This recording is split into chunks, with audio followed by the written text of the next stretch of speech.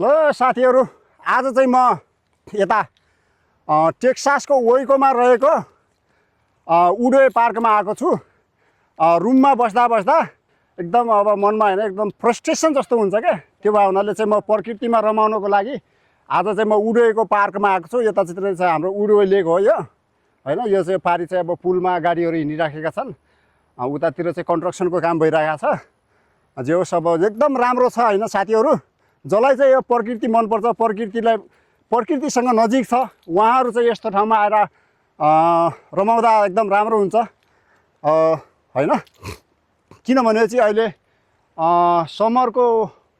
Summer vacation पनि अब सकिसक्यो होइन। त्यो भावनाले यो ठाउँमा आउँदाखेरि अब त्यस्तो मान्छेको हुलहाल पनि हुँदैन। अब एकदम खाली छ, हेर्नु न अब यो सबै एकदम सुनसान छ। जसलाई चाहिँ अब सुनसान मनपर्छ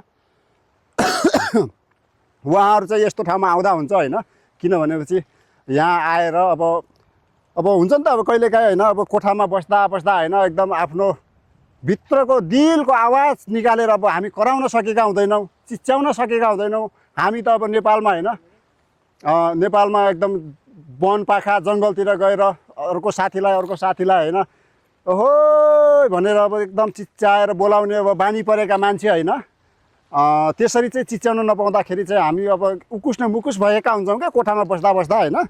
त्यो भए हुनाले चाहिँ यो ठाउँमा आएर चिच्याउँदाखेरि बस्दाखेरि रमाइलो गर्दाखेरि एकदम आनन्द आउँछ। जस्तै होइन यस्तो ठाउँमा चाहिँ एकदम समुद्रलाई होइन यो लेकलाई हेरेर हो गर्न पनि मन लाग्छ होइन। एकदम रमाइलो लाग्छ। तपाईँहरूलाई चाहिँ कस्तो लाग्छ होइन साथीहरू? यदि तपाईँहरू कुनै पनि अब प्रकृति प्रेमी हुनुहुन्छ भने वेइकोमा रहेको वेइको लेकमा आएर उडवे लेकमा आएर रमाउन सक्नुहुन्छ। यसरी अब होइन आफ्नो रिलहरू होइन भिडियोहरू बनाउन पनि सक्नुहुन्छ। एकदम राम्रो छ होइन। Thank you so much guys. यतिसम्म हेरिदिनु भयो त्यसको लागि धेरै धेरै धन्यवाद।